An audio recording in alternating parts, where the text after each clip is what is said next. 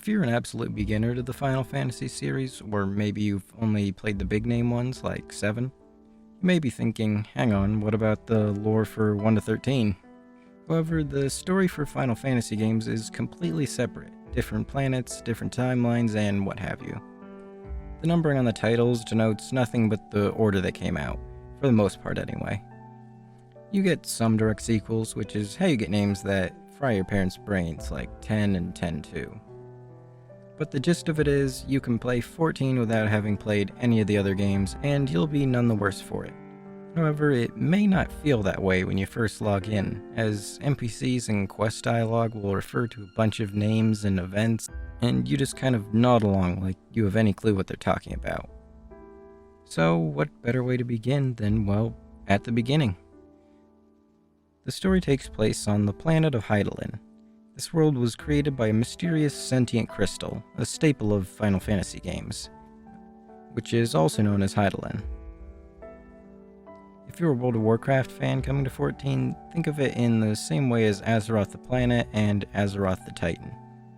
As the creator of the planet, the crystal is also referred to as the Mother Crystal, which I will also do from here on to distinguish between it and the planet. The Mother Crystal is inextricably linked to the planet by the ether, which is essentially the life force or energy permeating the planet and every living thing. This ether is the source of magic and life on Hydaelyn. If you've played Final Fantasy VII, this is like the equivalent of Mako.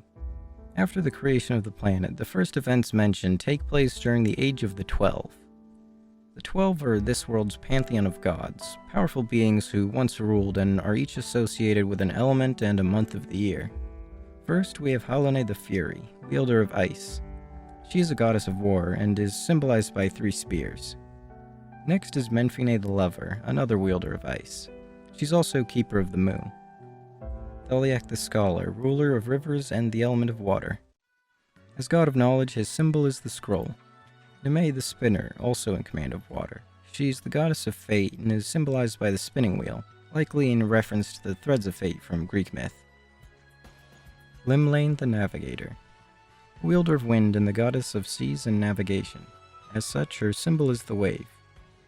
Ashan the Wanderer, ruler of mountains and the element of wind. As god of vagrants, his symbol is the walking stick. Bjergot the Builder commands lightning and is god of arts and industry. As such, his symbol is the hand. Ralga the Destroyer, the god of destruction and wielder of lightning, is symbolized by a falling meteor. Azema the Warden is commander of fire and keeper of the sun. Her symbol is, of course, the sun. Aldthal the Trader, god of commerce and associated with fire. His symbol is the cowrie, a type of ancient shell that was once used as currency. The goddess of abundance and harvest is Nafika the Matron, a wielder of earth. Her symbol is the spring leaf. Finally, we have Althik the Keeper, a wielder of earth and the god of space and time. His symbol is the hourglass. Now, I'm sure you've noticed that there are 2 gods or goddesses associated with each element, and that is because each element has an astral version and an umbral version. The exact definition of astral and umbral is a little complicated, and Jesse Cox made a great video on it recently, which you should check out, and I'll link it below. The bare bones explanation is that astral is associated with growth and change, and umbral is associated with stagnation and stasis. For example, both Thaliak and Nemea are linked with water, but as god of knowledge, Thaliak encourages learning new things, experimentation, and discovery, so he's tied to astral. Nemea is goddess of fate, something that is immutable and inevitable, so she's tied with the umbral. This pantheon of gods were revered and worshipped by the people of Eorzea, the continent where most of the game takes place. In fact, their name in Japanese is Eorzea Junishin, Eorzea's 12 gods. This relationship with the gods was rather one-sided, though. The peoples of Eorzea were in constant war and conflict with one another, and this angered the gods greatly. Eventually, this Age of Gods came to an end when the 12 had enough of the petty squabbles of Eorzea's denizens, and they wiped the world clean with the power of wind, before abandoning the planet forever. History from this point onward is categorized into alternating periods of calamity and prosperity. which are associated with the elements and as such are referred to as astral and umbral eras.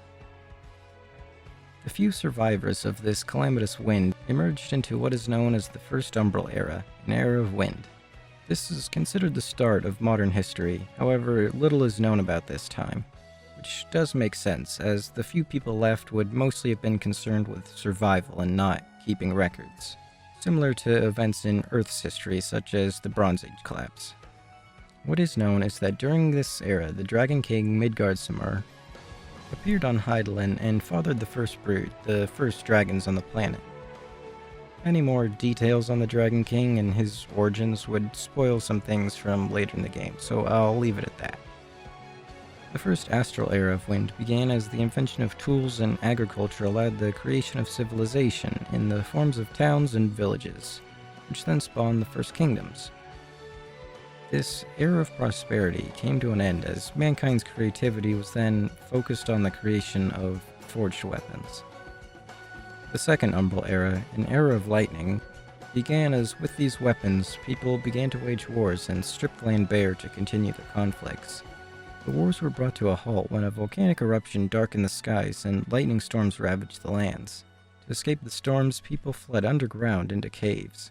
However, confined spaces like this are optimal for the spread of disease, and as all their thought had been put into tools of destruction, medicine and healing knowledge was basically non-existent. The population of mankind once again plummeted. This era came to an end as the people in their desperation turned to prayer, begging assistance from above. Through this prayer, the first magic was discovered. With this newfound power, mankind emerged and thus began the second astral era. Kingdoms were replaced with theocracies, as prayer was hailed above all else. Creative endeavors into painting, jewel-making, goldsmithing, and masonry were widespread, and for a time the world was as peaceful as it had ever been. However, this time of faith turned to zealotry, and the third Umbral Era of fire began as holy wars and witch hunts ravaged the continent. So many went to war, in fact, that crops withered as no one was left at home to tend the fields. To make matters worse, the planet's orbit shifted slightly and brought it unusually close to the sun, which dried out the land further and caused widespread dust storms and famine. This era came to an end when a man named Xande formed what would be known as the Allagan Empire in Eorzea. Xande was a conqueror who wished to control the world as he knew it. In fact, his namesake is most likely Alexander the Great. But like Alexander, he would not quite succeed. For as Alexander failed to conquer India, Xande failed to conquer Mericidia. Mericidia is a continent somewhere to the south of Eorzea, populated by various peoples similar to dryads and centaurs, as well as two dragons from the first brood, Mahamu and Tiamat. These two proved too much for Xande's forces, and he died with his vision unrealized. However, the empire continued on after Xande's death, and the Allagan civilization continued to prosper. You may be wondering why an age in which an empire spans most of the known world is considered an astral age. Perhaps a better analog than Alexander the Great's would be the peak of the Roman Empire, in the time of peace and prosperity known as the Pax Romana. After conquering everything in reach, there isn't much that can be a threat after all. During this time of prosperity, Allagan technology advanced rapidly. Science and magic came together in the creation of Magitech, machines powered by magic. They even went as far as developing spaceflight, putting Magitech satellites into orbit. Eventually though, after about 1,000 years, the Empire began to decline. Seeing the Empire as a shell of its former glory, a magician named Amon found a way to resurrect Xande to restore the Empire. As hoped, Xande revitalized the Empire, and then turned his sights once more toward Mericidia, this time with the Magitech advancements on his side. As the peoples there, through the expense of massive amounts of ether, summoned the Primals, magical beings who serve as guardian deities for their race. These Primals, also known to the people of Mericidia as Icons, pushed the invading forces back once more. However, as we know, the Allagans had become masters of harnessing magical power, and these Icons were beings manifested to this plane through ether. So the Allagans figured out a way to capture them and use that power for themselves. While this saw a great initial success, it still wasn't enough for the wrath of Bahamut, who went on the warpath after seeing his fellow guardians of Mericidia taken captive. The final measure taken by Xande was harnessing the power of the Void, a dark and mysterious realm outside this plane. From this place, Xande unleashed the Void Scent, a brood of creatures similar to demons or devils. In the ensuing war, Mericidia was laid waste, and Bahamut was imprisoned in one of the Allagan's Magitech satellites to power the Empire. With Mericidia conquered and all his ambitions fulfilled, Xande reflected on his past life, his death, and his achievements.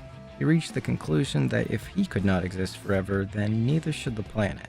He made a pact with a void entity called the Cloud of Darkness to destroy everything in Hydaelyn, including himself. This obviously not sitting well with them, the peoples of the Empire revolted, and during the ensuing coup, Xande was forced to unleash the entirety of Allagan Ether all at once to try and force open the portal to the Void. This surge of power caused Xande's tower to collapse into the ground as a massive earthquake rocked the entire world. This earthquake marked the beginning of the Fourth Umbral Era of Earth. Quakes were so severe every building in the Empire was reduced to rubble. Allagan's civilization collapsed with it as all their prior knowledge was lost. The Fourth Astral Era came as the races slowly began to rebuild in the post-Allagan world. This Astral Era ended when the Fifth Umbral Era of Ice, known as the Age of Endless Frost, began. However, there were some positives, as like how people traveled across the Bering Strait to the Americas in Earth's Ice Age, Mikote traveled to Eorzea from their continent across the frozen ocean. The Fifth Astral Era came as the people of Eorzea rediscovered magic. During this time, a talented mage named Shitoto discovered black magic by calling down a meteor and experimenting with the celestial material within. Following this discovery, three great nations emerged on Eorzea. The first was Mach, a nation of black magic with mages that could channel the void and control the void scent. The second was Amdapor, which created white magic to counter the power of Mach. And the third was Nim, with a small but powerful military that could summon fairies to do battle. This era came to a close, and the Sixth Umbral Era of Water began, when Mach declared war on Amdapor in the War of the Magi. Fearing the Nimians would join Amdapor, the Maquis dispatched a void scent to Nim, which caused a mysterious plague, referred to as the Green Death or the Sickness from the Sea.